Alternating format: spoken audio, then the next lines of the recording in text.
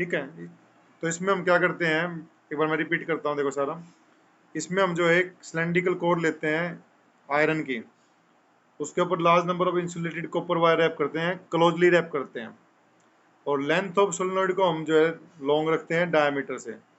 ऐसा करने से सोलेनोइड के अंदर यूनिफॉर्म मैग्नेटिक फील्ड हम ऑब्टेन कर पाएंगे, और आउटसाइड वाला जो मैग्नेटिक फील्ड है उसके बीच में यहाँ पे मिडिल रीजन में क्लोजली रैप जितना करोगे टर्न्स को उतना कम होता जाएगा, आइडली जीरो होता है। ठीक है। तो हमें इसका मैग्नेटिक फील्ड निकालना है सोलेनोइड का, वो हम आज देखें कैसे निकलेगा। तो सोलेनोइड हमारी जो है हेलिकल फॉर्म में होती है, जस्ट लाइक स्प्रिंग। देखो कुछ इस तरह से आप इसको देख सकते हैं, तो इस तरह से कुछ रहेगा। ठीक है, ओके। तो स्प्रिंग की तरह जैसे ये सोलेनोइड आप देख रहे हो, जस्ट लाइक स्प्रिंग ही है। इसमें बीच में अंदर जो है एयर है, तो सिलेंड्रिकल कोर आयरन की नहीं है, यहाँ पे एयर की है, तो इसको एयर कोर बोल देंगे, अंदर एयर कोर सोलेनोइड बोल देंगे। यदि अंदर आप कोई मटेरियल यूज करते हो, आयरन की रोड यूज की है सिलेंड्रिकल, तो आप बोल दोगे सॉफ्ट आयरन कोर, आपकी सोलेनोइड हो जाएगी।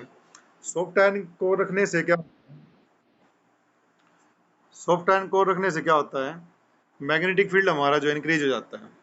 सॉफ्ट आयरन की कोर यदि हम यूज करेंगे बीच में, तो मैग्नेटिक फील्ड हमारा इंक्रीज हो जाएगा। तो ये हमारा सॉफ्ट आयरन कोर का बेनिफिट होता है। ओके। तो हम जो है दो तरीके से या तीन तरीके से इसको सोलेनोइड को बनाते हैं, मेन दो ही है ये। या तो अंदर कोई आप मैग्नेटिक मटेरियल यूज कर लो इसके, या फिर एयर यूज कर लो। एयर तो यूज एयर होगी तो बीच में एयर कोर बोलेंगे इसको, एयर कोर सोलेनोइड। बीच में एयर है तो इसको बोलेंगे एयर कोर सोलेनोइड। और बीच में कोई मटेरियल है तो, जैसे मैंने ये मेटल वाली ली है, तो उसको बोलेंगे सॉफ्ट आयरन कोर सोलेनोइड। अब सोलेनोइड का यूज आपको पता है, मैग्नेटिक फील्ड प्रोड्यूस करने का काम आती है। बात आती है मैग्नेटिक फील्ड होगा कितना इसका, इसके अंदर कितना मैग्नेटिक फील्ड होगा, तो उसके लिए अभी हम डेरिवेशन कर रहे हैं। ओके।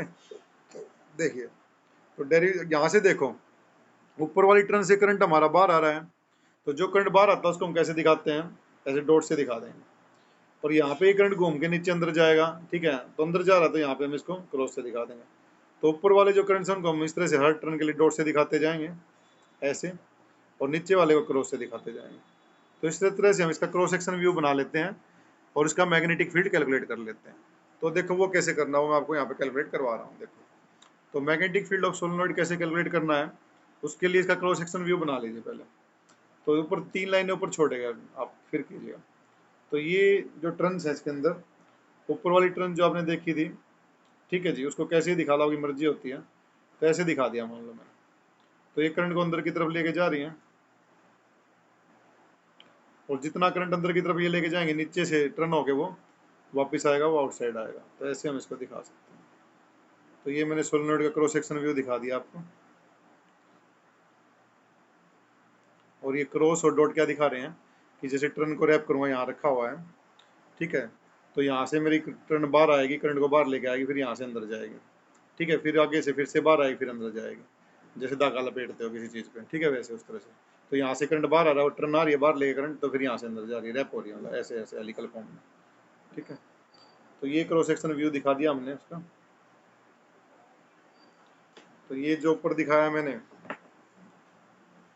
ये ट्रांस को शो कर रहा है, करंट कैरिंग ट्रांस को, और नीचे वाला पोर्शन भी करंट कैरिंग ट्रांस को शो कर रहा है, ठीक है जी, इस तरह से। चलिए, तो इसको हम थोड़ा सा, ठीक है, अलग से दिखा देते हैं, इसे हाईलाइट करके, ठीक है। तो ये सोलेनोइड है हमारा, दिस वन,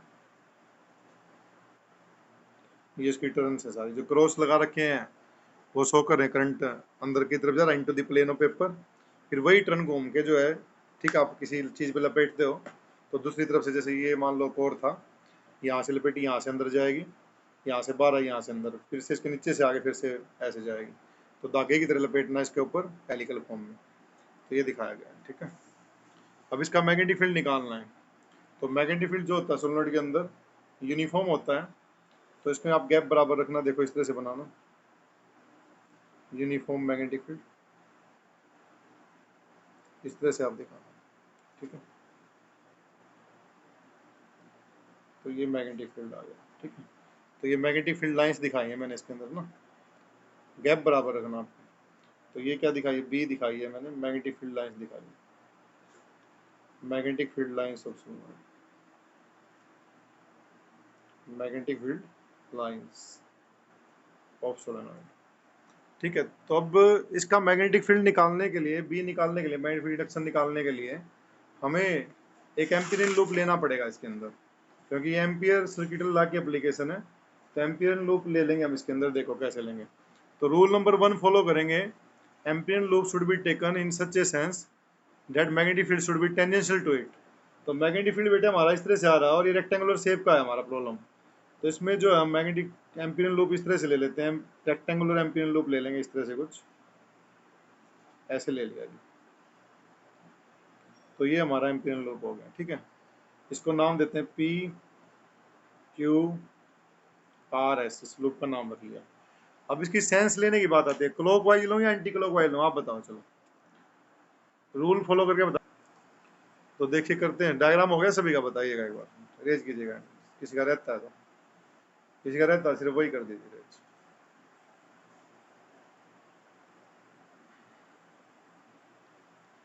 चलो फिर किसी का नहीं रहता तो देखो, तो apply by Ampere circuit law, Ampere circuit law की एप्लीकेशन है ना ये। ठीक है, apply Ampere circuit law,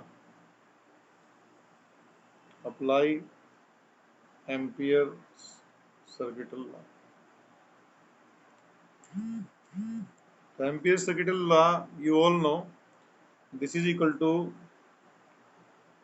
line integration of magnetic field induction B dot D L, loop P के आर एस पे लगाएंगे, is equal to mu naught time current enclosed in the Ampere loop. तो current enclosed, E N C का मतलब क्या है, enclosed, current enclosed in the Ampere loop. तो यही होता है हमारा। ठीक है, एम्पियर सर्किट लॉ। अब देखो जो ऊपर लूप मैंने दिखाया है रेक्टेंगुलर, किसी भी रेक्टेंगल में या किसी भी स्क्वायर लूप में, मान लो स्क्वायर लूप ही ले लो आप, उसको रेक्टेंगल की भी आवश्यकता नहीं है। तो उसमें स्क्वायर लूप आपने ले लिया, किसी भी स्क्वायर में 4 साइड होती है, आप सबको पता है। तो ये जो लॉ है ये लेंथ पे लगता है, तो उसमें 4 लेंथ है, तो चारों पे अलग अलग लगाना पड़ेगा। देखो हम यहाँ से चलते हैं, क्योंकि सेंस के अकॉर्डिंग चलना है। पहले पी के लेंथ पे लगाओ, फिर क्यू आर पे लगाओ, फिर आर एस पे लगाओ, और फिर एस पी पे। 4 है इसमें ये पोर्शन, तो चारों पे अलग अलग लगाना। तो देखो देखो कैसे लिखेंगे इसको, देखो तो इसको हम ऐसे लिखते हैं, बी डॉट डी एल। ठीक है, पहले पी के लेंथ के लिए उसी सेंस में चलते रहे क्लॉकवाइज में, क्यू आर पे फिर ऊपर डायग्राम का यूज करते रहें, देखते रहें। क्यू आर के बाद आपका आ जाएगा आर एस, आर एस वाले पोर्शन पे लगाएं। उसके बाद फिर आ जाएगा आर एस के बाद आपका आ जाता है एस पे। तो इससे चारों लेंथ के लिए हमने इसको एम्पीयर लॉ को यहाँ पे यूज कर लिया है। Mu naught time current enclose in the loop, तो ये आ गया। तो फॉर ऑल 4 लेंथ इस तरह से हम इसको लिख लेंगे। ठीक है, पूरा ये ऐसे लिख लेंगे। चलो अभी चारों लेंथ में बी और डी एल में एंगल देखो, 1 बाय 1 कितना आ रहा है हमारा, देखिए। तो एक बार यहाँ देखिएगा डायग्राम में, सभी में एंगल देखते हैं। तो पी क्यू में, ठीक है जी, पी क्यू में जो हमारा एंगल है, ये सबसे पहली कंडीशन, तो ये हमारे पास इतना आ गया था। तो इसमें फर्स्ट कंडीशन पुट करो, बी डी एल कोस 0। इसमें तो बी डी एल कोस 90 होगा। बी डी एल कोस 90 कितना होता है, कोस 90 कितना हो जाएगा बताइए, कोस 90 रखो 0 आएगा। इसका तो मैग्नेटिक फील्ड ही 0 था, ये बी ही 0 है इसमें। तो बी को 0 से मल्टीप्लाई करूँगा, 0 इंटू डी एल, यहाँ 0 रखोगे इंटू डी एल करोगे, तो 0 इंटू डी एल, ये भी 0 हो जाए थर्ड वाला। और चौथे वाले पार्ट में भी एंगल 90 था, तो बी डी एल कोस 90 लिखोगे यहाँ पे चौथे वाले पार्ट में, B D L dot product को ओपन करोगे, कोस 90, तो कोस 90 कितना था, 0। तो ये बाकी के 3 पार्ट तो हो जाएंगे 0। ठीक है, देखो मैं बता था, एक बार रिपीट कर देता हूँ। यहाँ एंगल 90 था, कोस 90 0 हो जाएगा। यह मैग्नेटिक फील्ड 0 था, ये 0 हो गया। इस वाले पार्ट में भी एंगल 90 था, ये 0 हो गया। तो यहाँ से बच गया बी डी एल, मेरे पास मैग्नेटिक फील्ड यूनिफॉर्म था सोलेनोइड के अंदर, तो ये कांस्टेंट होगा, ये बार ले लिया हमने। डी एल अंदर mu naught time current enclosed. तो डी एल का इंटीग्रेशन करेंगे, पी क्यू लेंथ है तो पूरी लेंथ आ जाएगी वो एल। तो B L equal to mu naught time current enclosed आ गया। इसको इक्वेशन नंबर 1 डाल दीजिए। अब हमें करंट निकालना कितना होगा सोलेनोइड में, उसके लिए हम क्या करते हैं आगे देखें। Let N is the small N, is the number of turns. Let small n is the number of turns per unit length. Let small n is the number of turns per unit length of solenoid.